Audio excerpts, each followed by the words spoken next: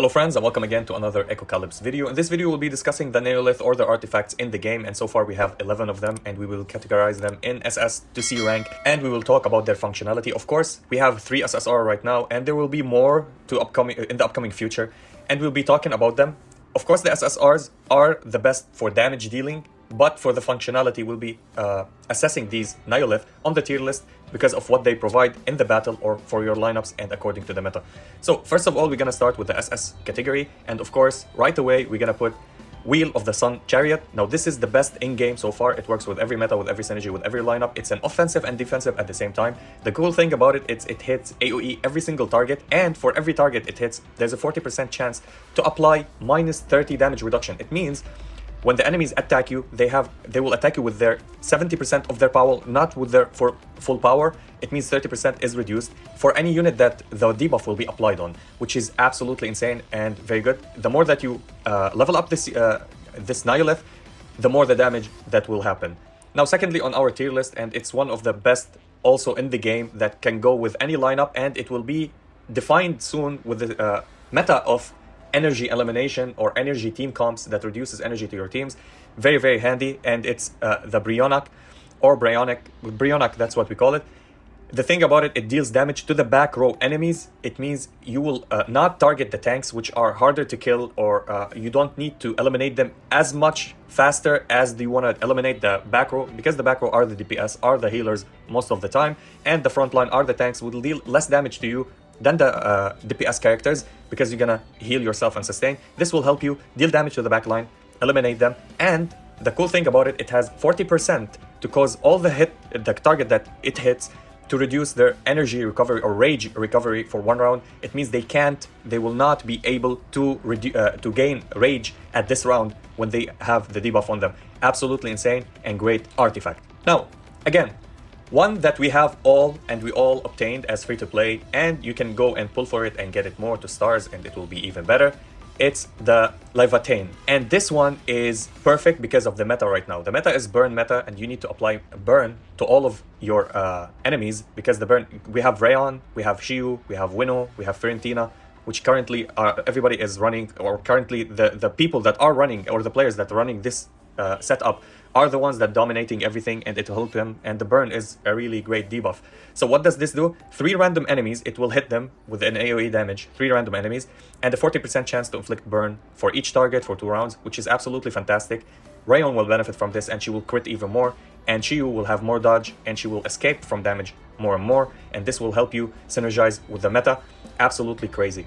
Now, we have the Mistletoe, and it's the first inquiry or the first one to rank in the S category, lower than the others a little bit, and I'll explain why.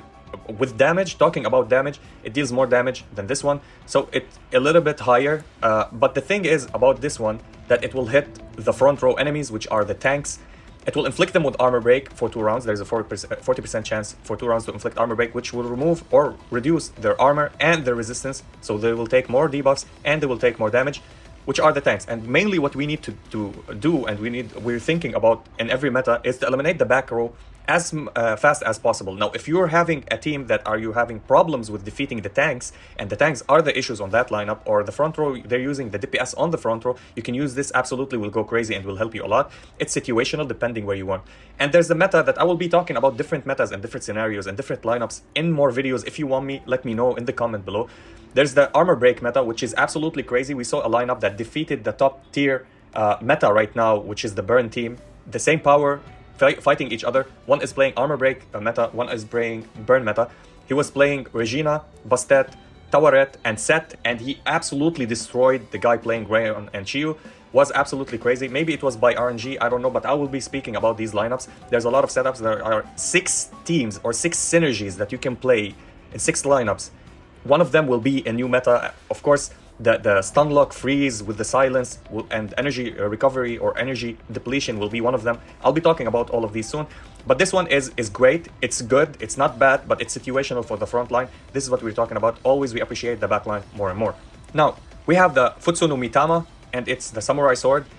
I love it. Personally, I like it. Personally, I want to put it at the top tier, but I can't. As always, I tell you, I'll not be biased on these tier lists. I will just speak facts and what we tested and what we're using. So It deals damage to the back row enemies, which is absolutely crazy, and this is what you want. You want to destroy the DPS and the healers as soon as possible and let them no more sustain and go into the fight and deal more damage. And it inflicts armor and resistance down by 20% for 2 rounds. It has a 40% chance, basic 40% chance, and it's really good. Actually, the multiplier on it, it's really good because it hits only back row enemies. The thing is with it that you're not going for the tanks. This one inflict armor break for the tanks. This one inflict armor and resistance, which is what armor break does. You can say it's an armor break thingy. So both of them, you can play them with the armor break meta, and this is what we saw on the perfect team of armor break that I told you about. Set and Tawaret was absolutely eliminating. Bastet was helping, and Regina was a support, and 2 other supports on the team. I think Nephthys was one of them because it prolonged the debuffs. I will be showcasing many lineups in the future. This is absolutely good. I love it very much, and I would recommend playing it, but it comes a little bit lower. These 2 SSRs are perfect. You can play them on any lineup. It's really perfect, and one of them is Inflicting Burn, and current meta is Burn, so we play this. Absolutely crazy. I would recommend playing the Samurai Sword over this SSR, in my opinion, or both of them if you're playing armor break. Next we have the Thyrsus. Now the Thyrsus is also appreciated because it hits backlines, and anything that hit backlines is really important. The thing is about it, it gives shields to the front line that you have. It doesn't protect the back line for you, but it protects the front line. So if you're having problems, if you have your DPS in the front line, you can play this. It will absolutely be crazy. It will help you a lot. It will make you survive. As we know, shields are so important. They will deal no damage if there's shields. Until they break the shields, they will deal damage. Or if they have something like bleed on you with set bleed can go through the shields and it will ignore shields. Other than that, it's a really good defensive mechanism for your front line, and it will deal damage to the back row, which is great actually, and it's highly recommended also, but it's not as good as the others or as good as these 2 previous ones. But as a defensive mechanism, I would play it over these 2 if you're lacking in the sustain department. Now you'll be seeing me putting a R rarity artifact in the tier list as S, and I would put it as S actually because it's the only healing one. But because it doesn't provide damage and it doesn't provide anything but healing one specific unit. Now, this might sound a little bit crazy, but this could save your run. This could save you a stage for 3 stars. This could save one character from dying, which is the important carry, or a healer that you need to provide healing for others.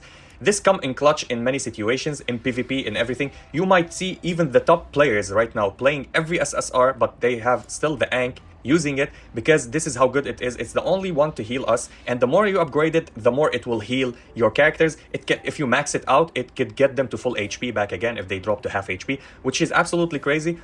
Don't remove it from your lineups. Always play it. You can play it until we get another healing. This one will drop and drop and drop, but so far this is crazy. I know it heals a single target, but this could save your run. Keep it in mind. Now next we have the Crown of Baal. Personally, it's my favorite. Personally, the Ankh and the Crown of Baal are my favorite, to be honest. Now, why the Crown of Baal is not up there with the others? All of the others, their mechanic does better or simply the same. The thing that this one stands out from all the rest, it deals damage to 1 random row of enemies. It means 2 characters will get damage, which is good actually. But the thing is about it, it has 40% to inflict armor break, which is good for 2 rounds. The good thing about it, it's the most SR artifact to deal damage. It has the most multiplier. I think it starts at 216%. This is the best one to deal damage as you're gonna go and burst your enemies, which is good actually, and I use it on my lineup. I was lucky to drop it. Dropped fully for me from the summons by a single summon. I was so fortunate to have it, and I'm playing it on my lineup because we have the 3 rares, and we got this one as free. So I got this one, and I dropped the trashy one. I'll be talking about it soon. Now, Book of Dandelion. Now, this one is pretty amazing. The thing about this one, it's R rarity, which doesn't deal the most damage, but it deals decent damage actually to front row enemies. And also, I also tell you always, if you don't have problems with the front row enemies, this one is not that recommended, but if you want, you can play it to counter the front row enemies. This is not the cool part about it. If it doesn't have anything else, I would put it in C rank. The good thing about it, it stuns 1 random enemy, or it have 40% chance to stun the target with the highest HP percentage, which is the one target. And most likely it will be the tank, and like something to counter Shiyu, let's say, if you want to counter Shiyu, or if they have Garula with high HP, or they have anybody in the main lineup with high HP with so much gear, like they put their Aiken or Kiki, and you want to shut it down. This one have a high percentage to stun them, and stun, they miss their turn. Missing their turn is one of the best things. If they miss their turn, they can't recover energy. So it's like an energy, no recovery, plus stun, they will not attack, which is perfect. I love the stuns more than the energy depletion, because if you allow them not to have energy, but they still attack, they still deal damage, this one will stun them. They will miss their turn, not attack, plus they will not get energy because they missed their turn, they didn't attack. So this is absolutely highly recommended.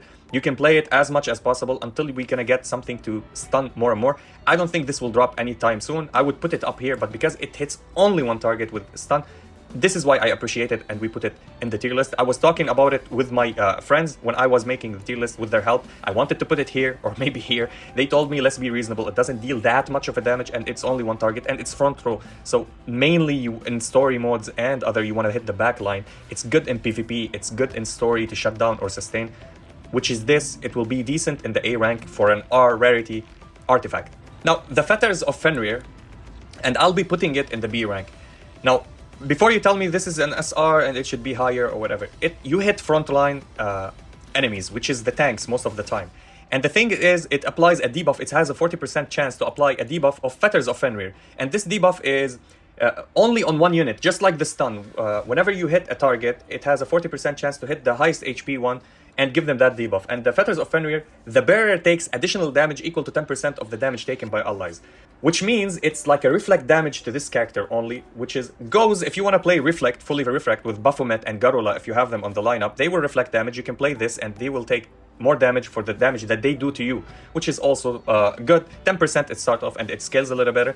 It's not that good. The good thing about it, it gives you high stats because it's an SR, so I can't put it in C and say it's bad.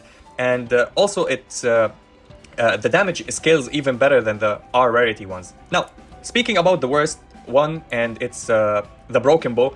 Now, it's not the worst in terms of damage or utility or what. It doesn't provide anything except hits 3 random enemies with damage, and as you unlock it, it's basic. It goes 113%, which is the others even deal more damage. Or you want to play any SR that you unlock instead of it. It doesn't offer that much, except that it gives you some stats for an R rarity, and it deals damage. That's it, to 3 random enemies. It's appreciated. It's not only front row. If it was front row, it will be F tier actually. But it's because it's 3 random enemies, which is good. You can't time it. You can't, like, if you want to hit the back line, you play backline things. If you want to hit the front row, you play front row things. This is random by RNG. It doesn't provide as much as the others. Now, a new one that will be in the future in the game, which I would be putting immediately in the SS category, and it's the Gandiva. It's to be determined. So the Gandiva, what does it do? It's an SSR. It has high multiplier. It hits backlines and it has 40% chance to apply burn. So it works with the meta as well. And it shutdowns the backline and have really high stats. It's called the Gandiva. We still don't have it. We will have it in the future. And when we have it, we're gonna utilize it, and we see everybody using it, especially with these two in the top and this. So everybody will be running this until we get a healing thing. We're gonna drop this one and replay the other healing, and it will be sustainable, and it will be actually a good build. And yeah, that was it all for the video. Let me know in your comment section, what do you think about this tier list? What do you prefer? What are you using? And what did you pull? And if you enjoyed this video, please like and subscribe. If you didn't, I thank you for watching. And as always, stay frosty. Peace.